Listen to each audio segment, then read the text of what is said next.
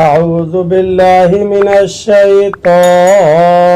الرجيم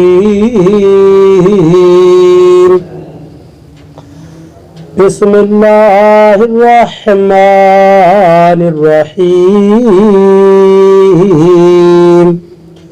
عتل بعد ذلك زنیم ترجمہ کنزُ الایمان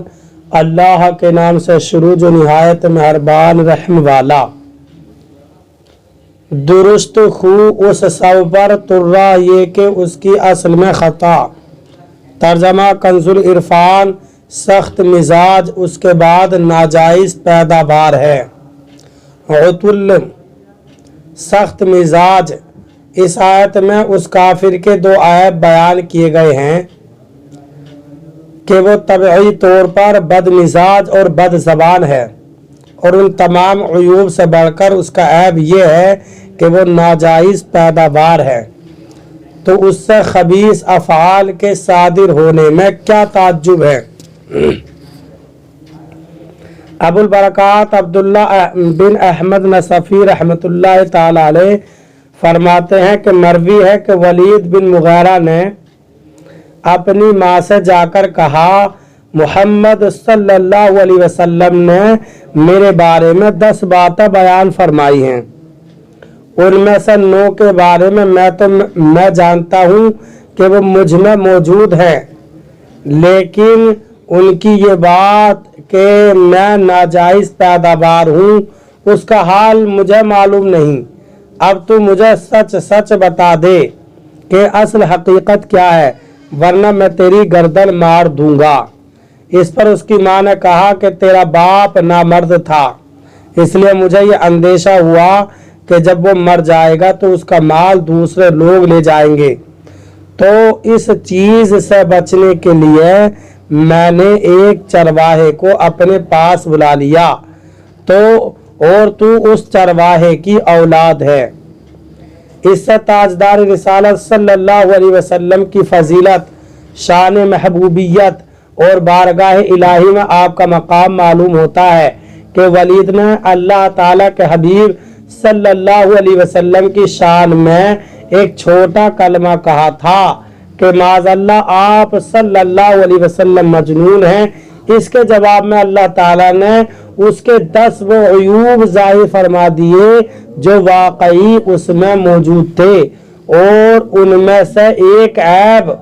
یعنی حرامی ہونا ایسا تھا کہ یہ اس آیت کے نازل ہونے سے ہی معلوم ہوا ورنہ اب تک اس کے بارے میں سب یہی سمجھتے تھے کہ وہ خاندان قریش سے ہے نوٹ یاد رہے کہ یہاں تک 9 عیب بیان ہوئے جبکہ 10ویں عیب کا ذکر اگلی آیت میں ہے ان کان ذا مال و بنین اذا تتلی علیہم آیاتنا قال اساطیر الاولین ترجمہ کنزُ الایمان اس پر کہ کچھ مال اور بیٹے رکھتا ہے جب اس پر ہماری آیتیں پڑھی جائیں کہتا ہے اگلوں کی کہانیاں ترجمہ کنزُ العرفان اس بنا پر بات نہ مانو کہ وہ مال اور بیٹوں والا ہے جب اس پر ہماری آیتیں پڑھی جاتی ہیں تو کہتا ہے اگلوں کی کہانیاں ہیں ان کان ذا مال و بنین کہ وہ مال اور بیٹوں والا ہے اس آیت کا تعلق اسی صورت کی آیت نمبر 10 سے بھی ہو سکتا ہے اس صورت میں آیت کا معنی یہ ہوگا کہ اے حبیب صلی اللہ علیہ وسلم ان عیبوں کے ہونے کے ساتھ آپ اس کافر کی بات نہ مانیں کہ وہ مالدار اور بیٹوں والا ہے اور اس آیت کا تعلق اس کے بعد والی آیت سے بھی ہو سکتا ہے اس صورت میں اس آیت اور اس کے بعد والی آیت کا معنی یہ ہوگا کہ وہ کافر مال اور اولاد والا ہے تو اسے چاہیے تھا کہ ان نعمتوں کی وجہ سے اللہ تعالیٰ کا شکر ادا کرتا اور ایمان لاتا لیکن اس لعین نے شکر کرنے کے بجائے مال اور اولاد کی وجہ سے اللہ تعالیٰ کی آیتوں کا انکار کرنا شروع کر دیا اور جبکہ اس کے سامنے قرآن پاک کی آیتیں پڑھی جاتی ہیں تو وہ کہتا ہے کہ یہ اگلوں کی جھوٹی کہانیاں ہیں۔ اس صورت میں یہ ولید بن مغیرہ کا 10واں عیب بنتا ہے، جبکہ مجموعی طور پر آیت نمبر 8 سے لے کر یہاں تک سید المرسلین صلی اللہ علیہ وسلم کے دشمنوں کے 10 سے زیادہ عیب بیان کیے گئے ہیں۔ سنسمہ علی الخرطوم، ترجمہ کنز ایمان، قریب ہے کہ ہم اس کی سور کی سی تھوتنی پر داغ لگا دیں۔ ترجمہ کنز العرفان، قریب ہے کہ ہم اس کی سور کی سی تھوتنی پر داغ دیں گے۔ سنسمہ علی الخرطوم، قریب ہے کہ ہم اس کی سور کی سی تھوتنی پر داغ دیں گے۔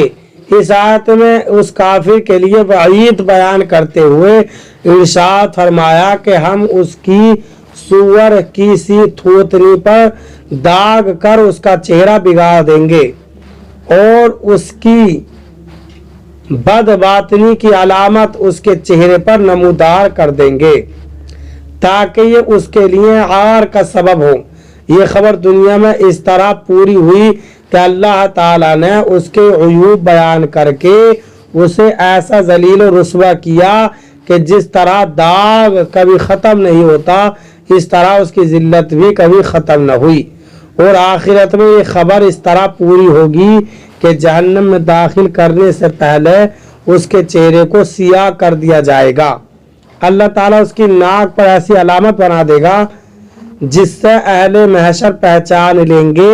کہ یہ وہی کافر ہے جو دین حق کا انکار کرنے میں رسول کریم صلی اللہ علیہ وسلم سے عداوت رکھنے میں پیش تھا۔ اللہ تعالیٰ قرآن کریم پر عمل کی توفیق عطا فرمائے۔ برادران اسلام، آپ تمامی حضرات سے گزارش کی جاتی ہے کہ خود بھی